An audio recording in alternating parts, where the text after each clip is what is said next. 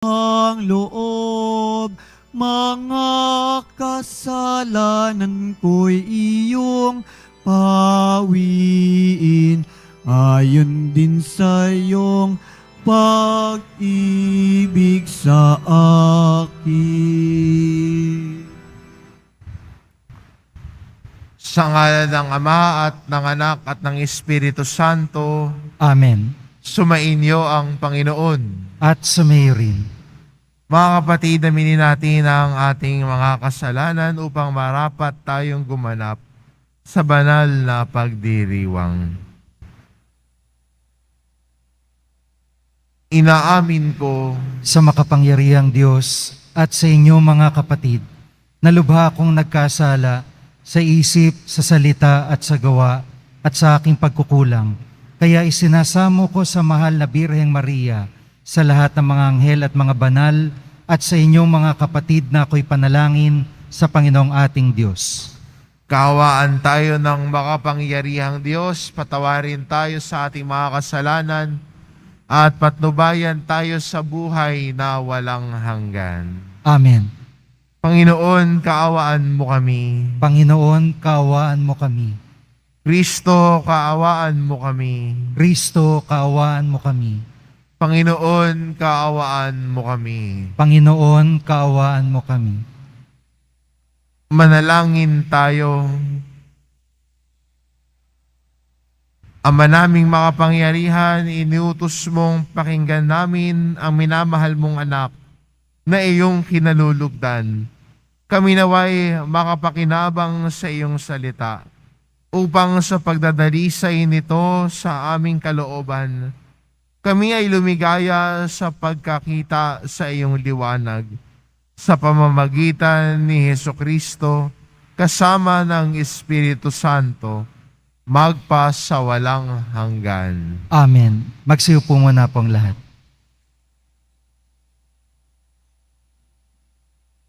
Pagbasa mula sa aklat ng Henesis. Noong mga araw na yaon, sinubok ng Diyos si Abraham. Tinawag siya ng Diyos at tumugon naman siya. Sinabi sa kanya, "Isama mo ang pinakamamahal mong anak na si Isaac at magpunta kayo sa lupain ng Moria.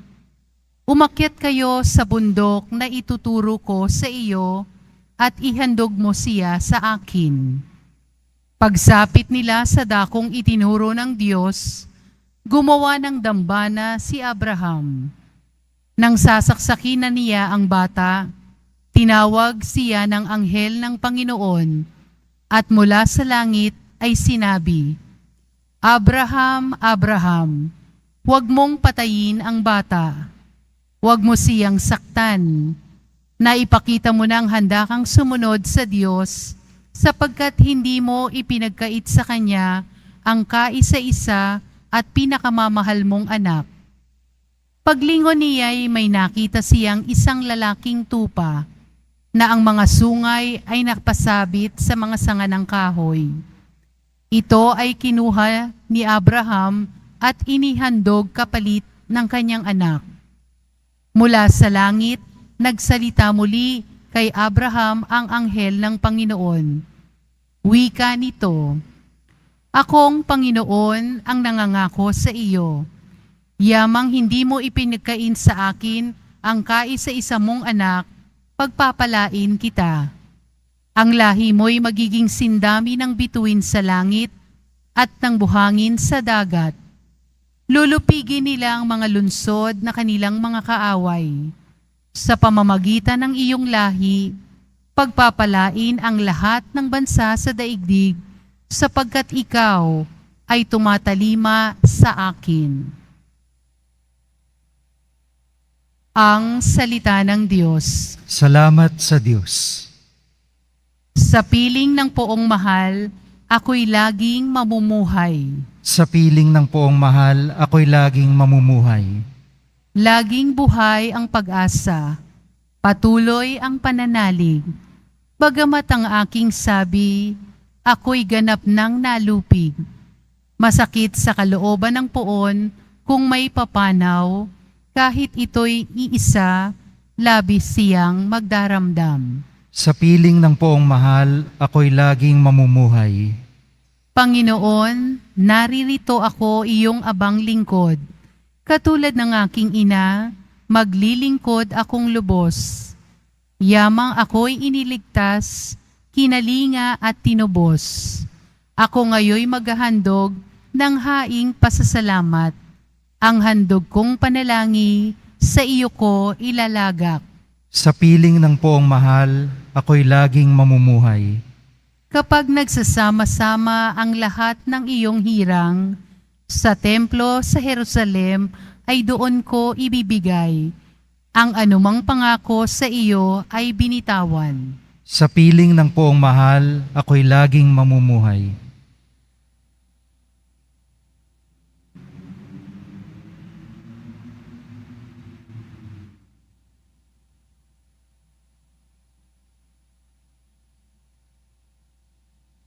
Pagbasa mula sa sulat ni Apostol San Pablo sa mga taga-Roma. Mga kapatid, kung ang Diyos ay panig sa atin, sino ang laban sa atin? Hindi niya ipinagkait ang sarili niyang anak, kundi ipinigay para sa ating lahat. Kung naipagkaloob niya sa atin ang kanyang anak, hindi ba niya ipagkakaloob sa atin ang lahat ng bagay, kasama ng kanyang anak? Sino ang maghaharap ng sakdal laban sa mga hinirang ng Diyos? Gayon ang Diyos na nagpapawalang sala sa kanila. Sino nga ang hatol ng kaparusahan? Sino Kristo Jesus ba ang nasa kanan ng Diyos? Siya pa ba nga ang namatay at muling binuhay at ngayoy namamagitan para sa atin? Ang salita ng Diyos. Salamat sa Diyos. Magsitayo po tayong lahat.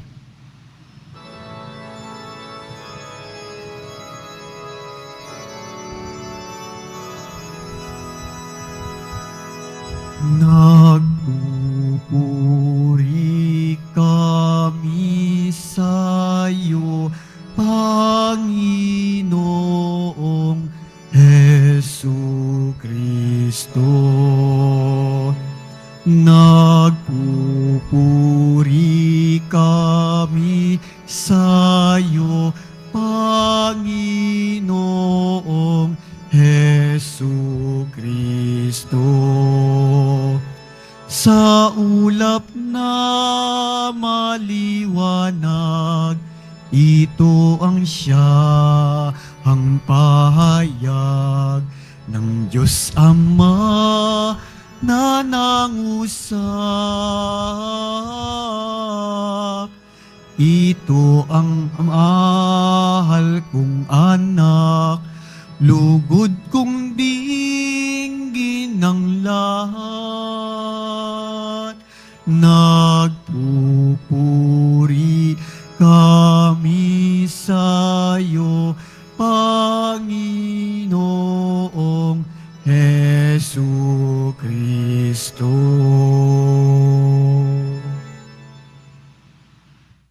Sumainyo ang Panginoon. At sumayuri. Ang mabuting balita ng Panginoon ayon kay San Marcos. Papuri sa iyo, Panginoon. Noong panahong iyon, umakyat si Jesus sa isang mataas na bundok. Wala siyang isinama kundi sina Pedro, Santiago at Juan. Samantalang sila'y naroon, nakita nilang nagbagong anyo si Jesus. Nagniningning ang kanyang kasuotan at naging puting-puti. Ano pat walang sino mang makapagpapaputi ng gayon. At nakita ng tatlong alagad, si Moises at si Elias, na nakikipag-usap kay Jesus. Sinabi ni Pedro kay Jesus, "Guro, mabuti pa'y dumito na tayo. Gagawa po kami ng 3 kubol. Isa sa inyo, isa kay Moises, at isa kay Elias." Hindi nalalaman ni Pedro ang kanyang sinasabi sapagkat masyado ang takot niya at ang kanyang mga kasama at nililiman sila ng isang alapaap at mula rooy isang tinig ang na nagsabi, "Ito ang minamahal kong anak, pakinggan ninyo siya." Pagdakay tumingin ang mga alagad sa paligid at nakita nilang wala na silang kasama roon kundi si Jesus. Habang bumababa sila sa bundok, ay mahigpit na itinagubilin sa kanila ni Jesus, "Huwag ninyong sasabihin kanino man ang inyong nakita, hanggat hindi muling nabubuhay ang anak ng tao." Sinunod nila ang tagubiling ito, ngunit sila'y nagtanungan kung ano ang kahulugan ng sinabi niyang muling pagkabuhay. Ang mabuting balita ng Panginoon. Pinupuri ka namin, Panginoong Jesucristo. Magsiupo muna po ang lahat.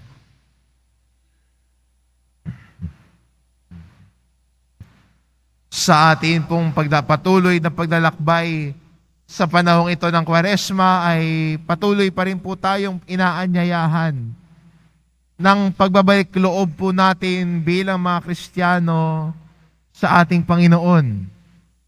Bagamat tayo ay nagkasala, bagamat tayo ay may kanya-kanyang kahinaan at pagkukulang, pero patuloy pa rin ang paanyaya ng Diyos sa atin na magbalik loob sa Kanya. At ang pagbabalik loob natin ay hindi lang po seasonal. Baka iniisip lang natin, ay magbabalik loob ako kasi panahon ng Kwaresma. Pero pagkatapos ng Kwaresma, balik na naman sa dati. No? May kakilala ho ako, sinasabi niya, ay magfa-fasting ako.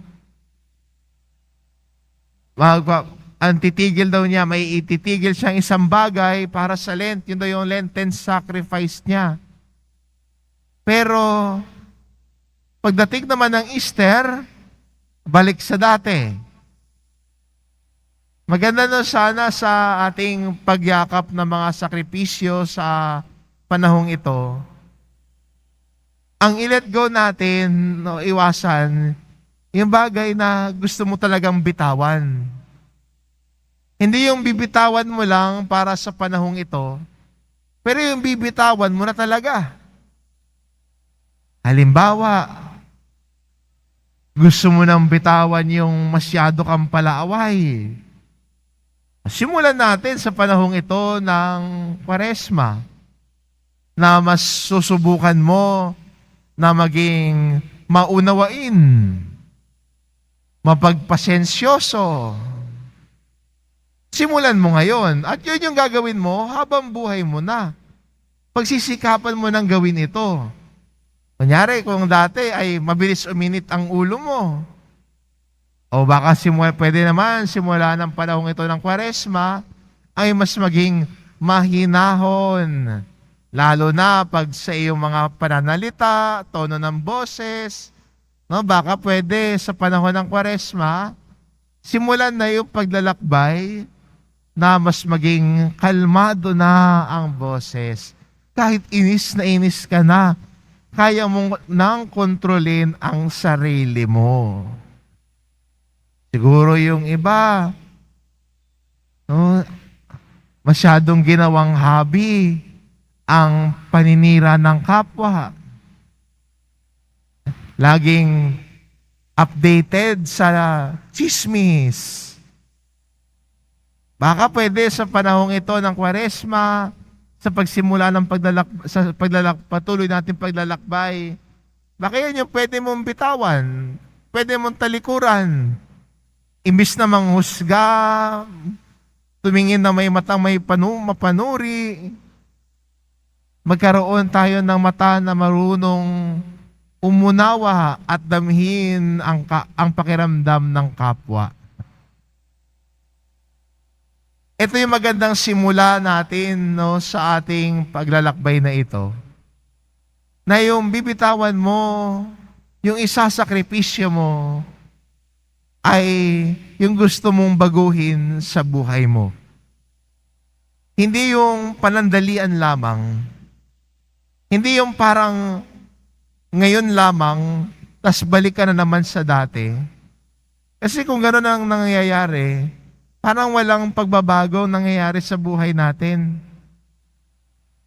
Ang pagbabago na hinihingi sa atin ng Diyos ay hindi seasonal lamang.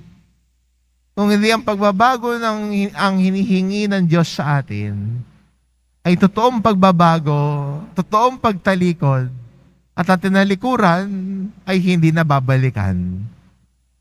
Ang tinalikurang kasalanan ay wag nang balik-balikan. Para sa ganon ay patuloy tayong umuunlad at lumalago sa ating buhay pananampalataya. Kaya sa panahong ito, hilingin natin ang grasya ng Diyos na mas makinig tayo sa Kanya, mas tumalima sa Kanyang mga aral at utos. Kaya ang panahong ito ng Kwaresma ay panahon natin ng pakikinig kay Jesus. Nagbibigay tayo ng panahon para pakinggan siya. Ang ating katahimikan, kadalasan ng panahong ito ay inuugnay sa pagiging tahimik sa harap ng Diyos. Pagiging tahimik para pakinggan siya. Pagiging tahimik para matuto sa Kanya. Natututo ba ang taong maingay sa harapan ng kanyang guro? Nakakakinig ba ang isang tao kung siya ay salita ng salita? Ang panahong ito ay nagpapaalala sa atin ng pagiging tahimik sa harapan ng Diyos. Pakikinig sa Kanyang salita. Tulad po ng ating unang pagbasa, narinig po natin ang kwento ng katapatan ni Abraham. Si Abraham ay nakinig sa salita ng Diyos. Nagtiwala sa Diyos. Magamat para sa kanya naging mahirap ang pagnanais na ialay ang kanyang sariling anak na matagal niyang hinintay.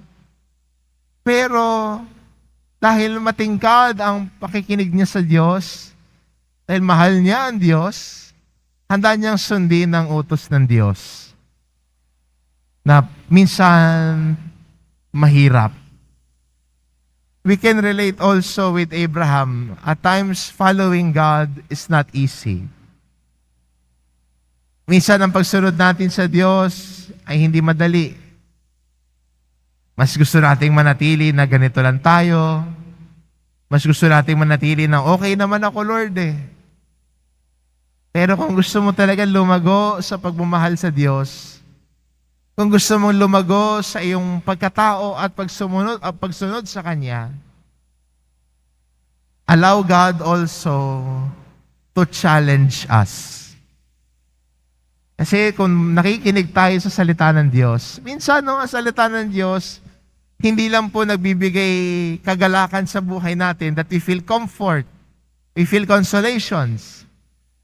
Pero minsan po ang salita ng Diyos din ay hinahamon tayo na bumangon sa ating pagkakasala. Bumangon tayo sa akala nating okay na ako dito, Lord. Pero ang sinasabi, minsan tinuturo ng Diyos na hindi pa. Pwede ka pang lumago. Pwede ka magbago. Pwede ka maging mas mabuti. Pwede kang mag-grow sa pagkatao mo. Ito yung paanyaya lagi ng Diyos eh. Pwede kang mag-grow, pwede kang magbago, pwede kang tumalikod sa dati mong gawain at lumakad sa panibagong buhay. At ito lagi ang paanyaya sa atin. Pwedeng mag-grow, pwede magbago, hindi ka ganyan lamang. Kaya hilingin natin ang grasya ng Diyos sa panahong ito, na samahan tayo ni Jesus sa ating paglalakbay. Tulad po ng narinig natin sa ating ebanghelyo, si Jesus po ay nagbagong anyo sa harapan ng kanyang mga alagad. Ang kanyang mukha ay nagliliwanag. Ang damit ay puting-puti. Pero sabi po ng mga nag-aaral sa salita ng Diyos, ang pinakita ni Jesus ay para ipahayag at ipakita sa mga alagad ang kadakilaan na pwede nilang ding matamo. Ang pagliliwanag ni Jesus ay nagpapaalala sa kanila ng muling pagkabuhay niya. Pagbabagong anyo. At sa panahong ito ng Kwaresma, ito din po ang paanyaya sa atin bilang Kristiyano.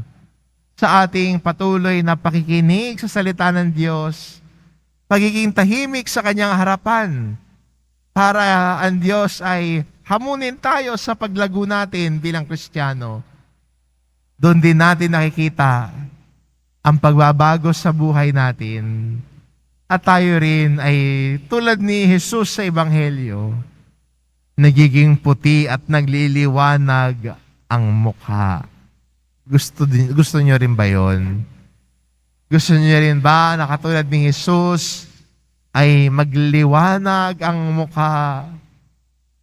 Tulad ni Jesus ay puting-puti ang kasuotan. Pero hindi niyo ho mabibili kahit sa ang tindahan yon. Posible po yun kung tayo ay tatahak sa pagbabago ng buhay.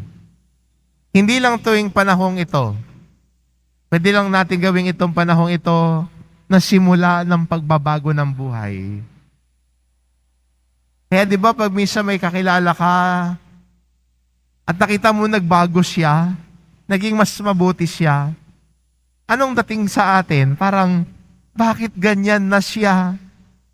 Parang nagliliwanag na ang kanyang mukha. Ang bait-bait na niya. Ang buti-buti na niya. Yung dating number 1 na chismosa. Pag nakita mo siya, parang dilim ang dala. Pero nagbago na siya. At yung di ba yung parang presensya niya, masasabi mong, ay parang nagliliwanag na yung mukha niya. Nagbabago na siya. Yung dating laging nakasimangot, laging galit sa parang galit na galit lagi. Nagbagong buhay na.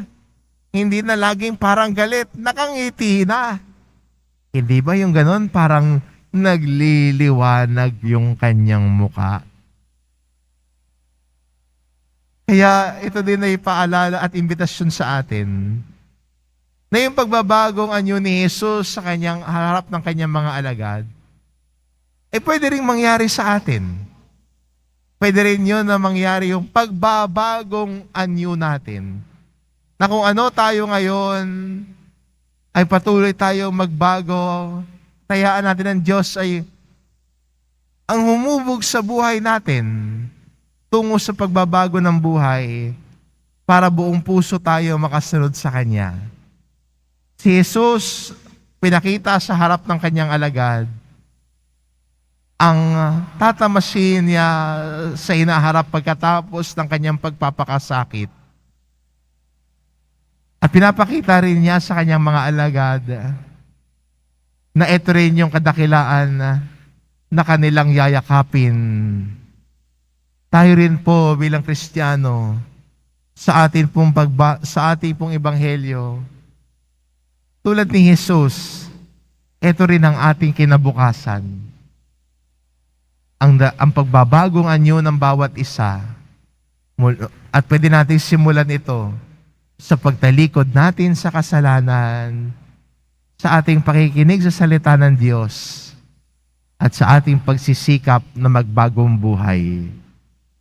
Ito po sana ang hilingin nating biyaya sa ating paglalakbay ng panahong ito ng Kwaresma. Magliwanag ang muka, magbagong anyo, lumago sa ating pagsunod kay Kristo. Amen. Pagsitayo po ang lahat.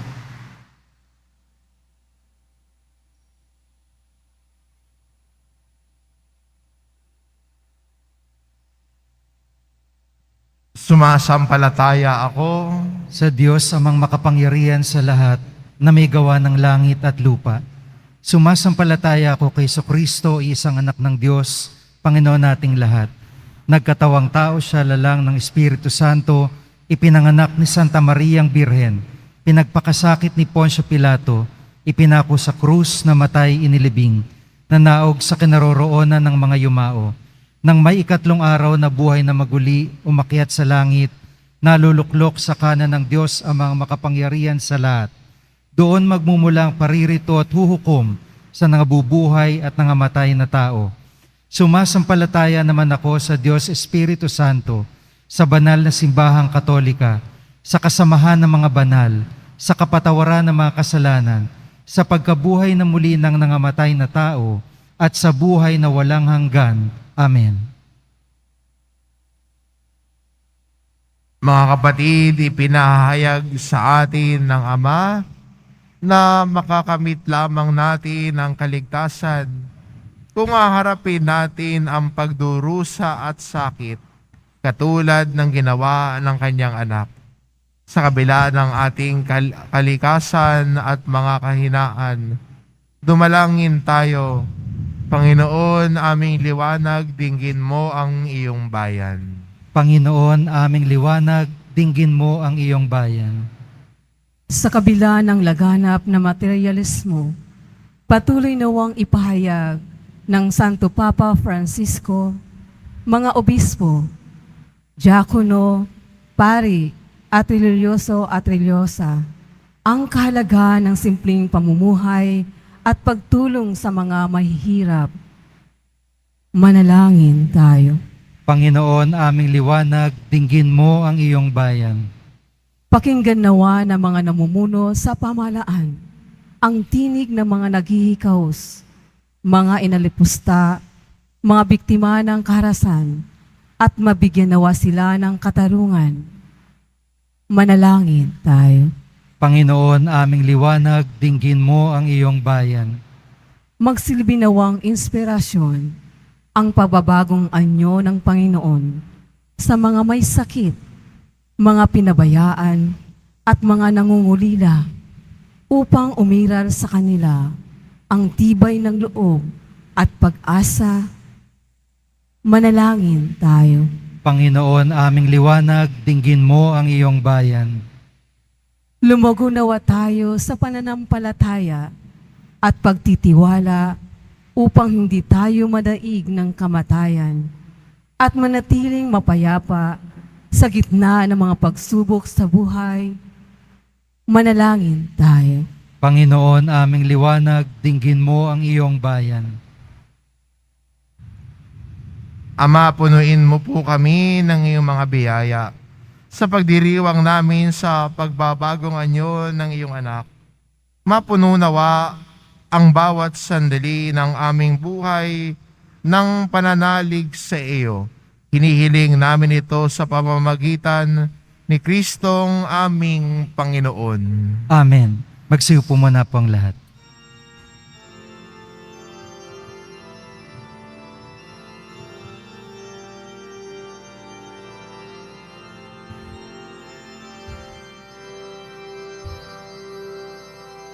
Sa pagsunod sa utos mo, nalulugod akong labis. Di masukat ang galak ko, pagkat aking iniibig. Sa'yo, Ama, aming handog ang tinapay at alak na ito, handog ng iyong bayang sumasamo, humihingi ng patawad mo.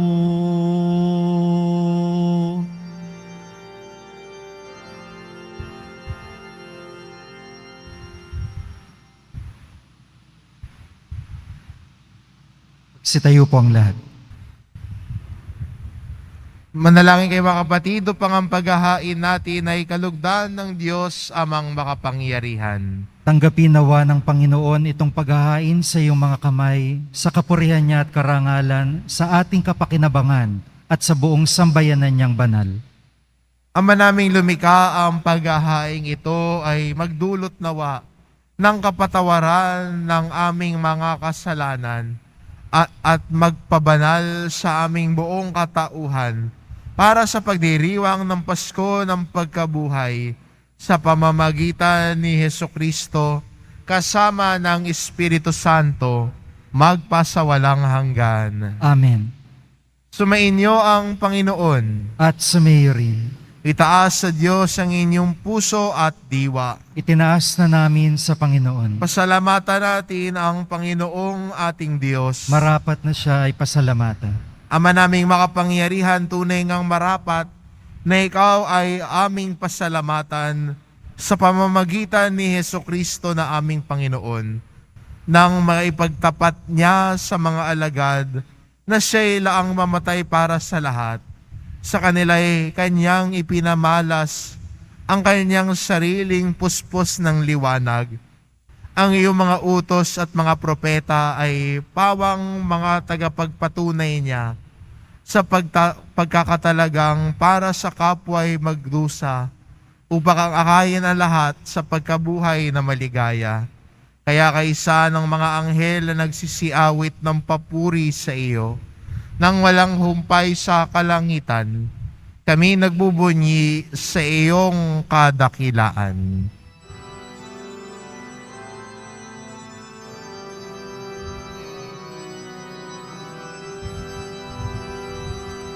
Santo, Santo, Santong Panginoong Diyos ng mga hukbo, napupuno ang langit at lupa ng kadakilaan mo. O sana sa kaitaasan,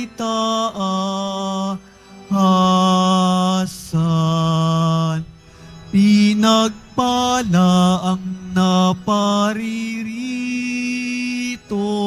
sa ngalan ng Panginoon. O sana sa kaitaasan.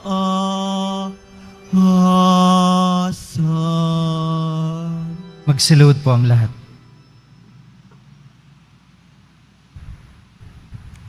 Ama naming banal, ikaw ang bukal ng tanang kabanalan, kaya't sa pamamagitan ng iyong Espiritu, gawin mong banal ang kaloob na ito, upang para sa aming maging katawan at dugo ng aming Panginoong Hesukristo. Bago niya pinagtiis ang kusang loob na maging handog, hinawakan niya ang tinapay, pinasalamatan kanya. Pinagati-hati niya iyon, iniabot sa kanyang mga alagad at sinabi, "Tanggapin ninyo lahat ito at kanin ito ang aking katawan na iahandog para sa inyo."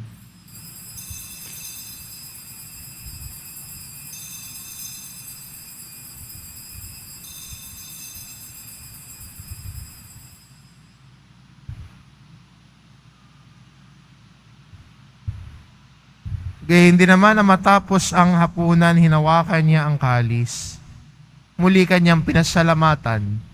Iniabot niya ang kalis sa kanyang mga alagad at sinabi, "Tanggapin ninyong lahat ito at inumin ito ang kalis ng aking dugo, ng bago at walang hanggang tipan. Ang aking dugo na ibubuhos para sa inyo at para sa lahat, sa ikapagpapatawad ng mga kasalanan. Gawin ninyo ito sa pag-alala sa akin."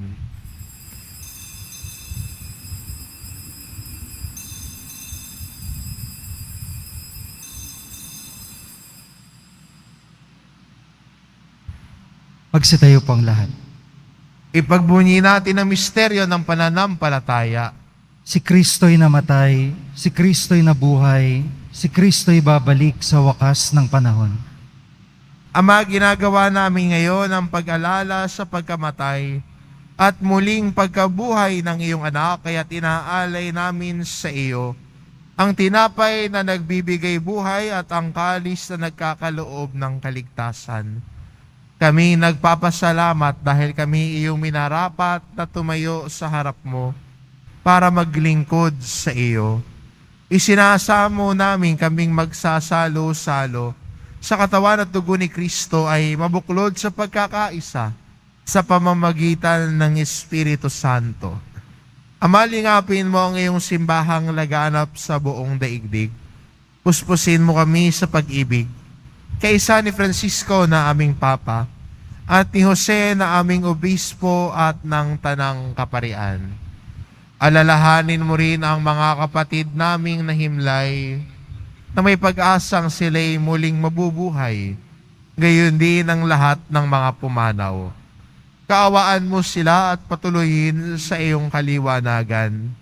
Kaawaan mo at pagindapatin kaming lahat na makasalo sa iyong buhay na walang wakas. Kaisa na mahal na Birheng Maria na Ina ng Diyos, ng kabiyak ng puso niyang si San Jose, kaisa ng mga apostol at ng lahat ng mga banal na namuhay dito sa daigdig ng kalugod-lugod sa iyo, maipagdiwang nawa namin ang pagpupuri sa ikararangal mo sa pamamagitan ng iyong anak na aming Panginoong Hesu Kristo. Sa pamamagitan ni Kristo, kasama niya at sa Kanya, ang lahat ng parangal at papuri ay sa iyo, Diyos amang makapangyarihan, kasama ng Espiritu Santo, magpa sa walang hanggan.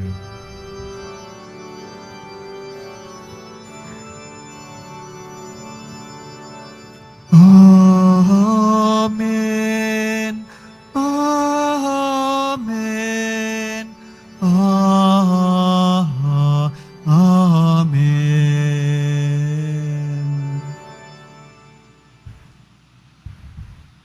Sa tagubili ng mga nakagagaling na utos at turo ni Jesus na Panginoon natin at Diyos, ipahayag po natin ng lakas loob. Ama namin, sumasalangit ka, sambahin ang ngalan mo, mapasa amin ang kaharian mo, sundin ang loob mo dito sa lupa para ng sa langit. Bigyan mo kami ngayon ng aming kakanin sa araw-araw at patawarin mo kami sa aming mga sala para ng pagpapatawad namin sa nagkakasala sa amin. At huwag mo kaming ipahintulot sa tukso at iadya mo kami sa lahat ng masama. Hinihiling namin kami adya sa lahat ng masama, pagkalooban ng kapayapaan araw-araw, iligtas sa kasalanan at ilayo sa lahat ng kapahamakan. Samantalang aming pinananabikan ang dakilang araw ng pagpapahayag ng tagapagligtas naming si Hesu Kristo. Sapagkat iyo ang kaharian at ang kapangyarihan at ang kapurihan magpakailanman. Amen. Panginoong Hesu Kristo, sinabi mo sa iyong mga apostol, kapayapaan ang iniiwan ko sa inyo, ang aking kapayapaan ang ibinibigay ko sa inyo.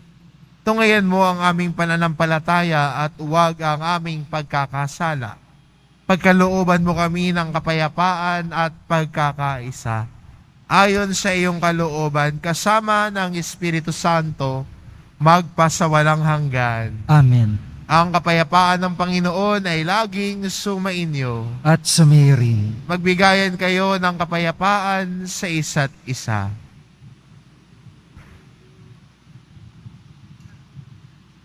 Kordero ng Diyos na nag-aalis ng mga kasalanan ng sanlibutan, maawa ka sa amin.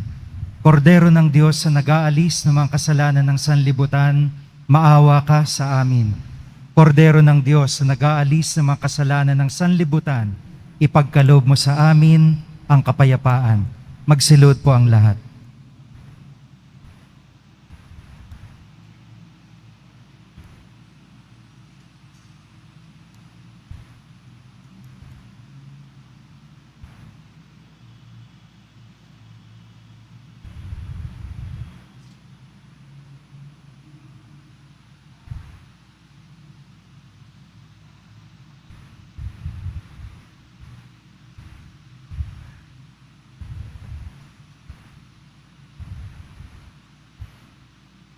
Ito ang kordero ng Diyos, ito nag-aalis ng kasalanan ng sanlibutan.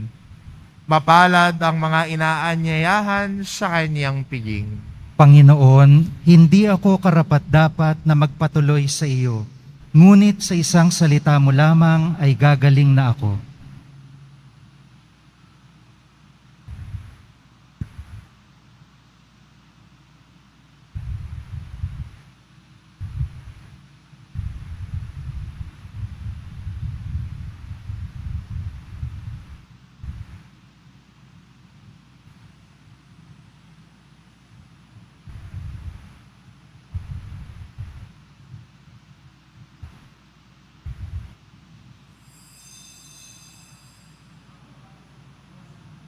Para po sa lahat ng tatanggap ng banal na komunyon, sasagot po tayo ng Amen, pagkasabi ng pari o lay minister ng katawan ni Kristo, at isubo agad sa bibig bago mali sa harapan ng pari o lay minister.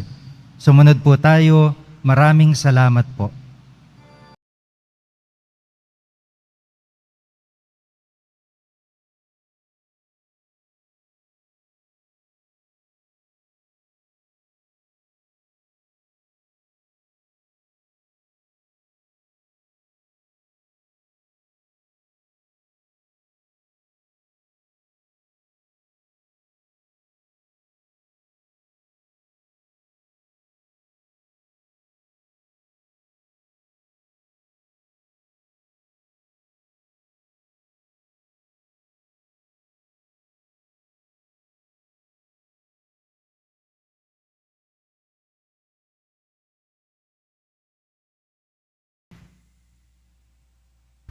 Ama naming mapagmahal, kaming pinapakinabang mo sa dakilang pagliliwanag. Sa bagong anyo ng iyong anak ay tumatanaw ng utang na loob sa iyo, sapagkat kahit ngayon pa man sa lupang ibabaw, pinapagsasalo mo kami sa karekta ng kalangitan sa pamamagitan ni Hesukristo, kasama ng Espiritu Santo, magpa sa walang hanggan. Amen. Sumainyo ang Panginoon. At sumayo rin. Mahal na pong Jesus Nazareno, inihayag mo sa pamamagitan ng krus ang walang maliw na pag-ibig ng Diyos sa sangkatauhan. Pakinggan mo ang kahilingan ng iyong angkan na nagsusumamo sa iyo. Makamtan nawa nila ang iyong katugunan at tanggapin ang kasagutan ng may utang na loob na tinatanaw. Basbasan din po ninyo ang mga may daladala nilang imahen at dasalan sa pamamagitan ng bendisyon na ito, naway maalala nila ang mga pangako nila noon sa binyag, na ikaw ang kanilang iibigin at paglilingkuran. Bilang Panginoon, magpa sa walang hanggan. Amen. At pagpalain kayo ng ating mapagmahal na Diyos, ang Ama at ang Anak at ang Espiritu Santo. Amen. Umayo kayo, taglay ang kapayapaan ng poong Jesus Nazareno. Salamat sa Diyos.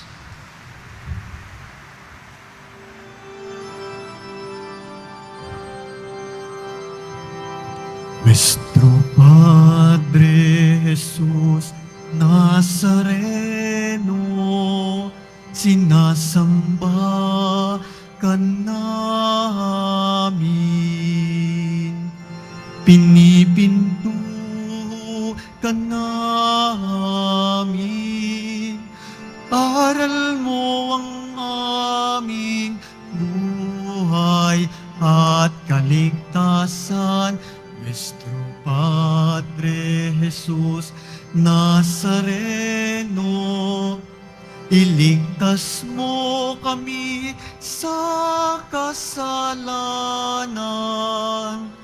Ang krus mong kinamatayan ay sagisag ng aming kaligtasan.